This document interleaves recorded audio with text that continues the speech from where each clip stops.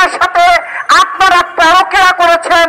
বাংলাদেশের জনগণের যখন আপনাদের বিরুদ্ধে কথা বলে তখন আপনারা বলেন যে বিয়ে কয়টা করেছে আর বউ কয়টা। শুভেন্দু, আমরা জানি আপনারা যারা ভারতের রাষ্ট্র ক্ষমতায় আছেন তারা পরকীয়া করতে খুব পছন্দ করেন।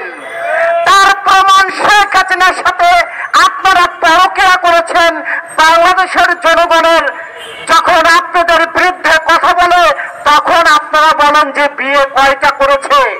শুভেন্দু, বাংলাদেশের মানুষ পরকীয়া করতে বিশ্বাসী না।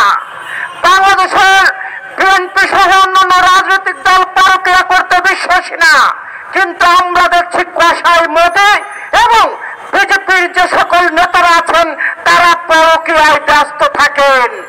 এই পরকীয়া প্রেমিক আপনারা ভাবতেন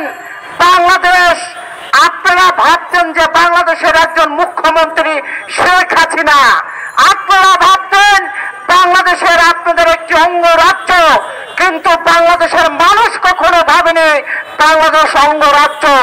এই শেখ হাসিনার নতজানু পররাষ্ট্র নীতির কারণে গত 15 বছর আপনারা আমাদেরকে ভোট থেকে দূরে রেখেছেন, গণতন্ত্র থেকে দূরে রেখেছেন। পরকীয়া প্রেমে অনেক জ্বালা, তার প্রমাণ শুভেন্দু এবং কসাই মোদি বুঝতে পারছে। এই পরকীয়া প্রেমিককে যখন বাংলাদেশের মানুষ নিক্ষেপ করে মোদির কোলে দিয়েছে, এখন মোদি অশান্ত হয়েছে। আজকে এই বিধবা প্রেমিককে নিয়ে মোদি এবং শুভেন্দুরা নানান রকম প্রশ্ন করছেন এবং বাংলাদেশে উস্কিয়ে দেওয়ার চেষ্টা করছেন, বাংলাদেশে অরাজকতা করার চেষ্টা করছেন। আমরা শুভেন্দুকে বলতে চাই, শুভেন্দু গত 15 বছর অবৈধ প্রেমিকের সাথে যত রকম চুক্তি করেছেন বাংলাদেশের মানুষ সেই চুক্তি এখন বর্জন করেছে।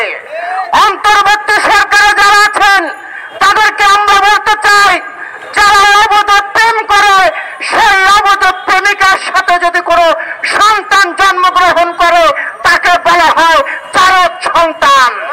কাজে গত 17 বছরে যে চুক্তি হয়েছে সেই চুক্তি বাংলাদেশের মানুষ মনে করে চারক চুক্তি। এই চুক্তি বাংলাদেশের মানুষ মানে না। আমরা গতকালকে দেখলাম মমতা ব্যানার্জির দলের একজন নেতা তিনি মন্তব্য করেছেন, তিনি মুসলমান, তিনি মন্তব্য করেছেন বাংলাদেশ নাকি 15 মিনিটে দখল নেবেন। আমরা তাকে বলতে চাই, আপনারা 15 মিনিটে দখল নেবেন আর বাংলাদেশের মানুষ আঙুল চুষবে, ললিপপ খাবে, তা হবে না। আমরা দেখতে পাচ্ছি কলকাতার ব্যবসায়ীরা দাঁড়ে দাঁড়ে ভিক্ষার থালি হাতে নিয়ে দাঁড়ে দাঁড়ে ঘুরে বেড়াচ্ছেন।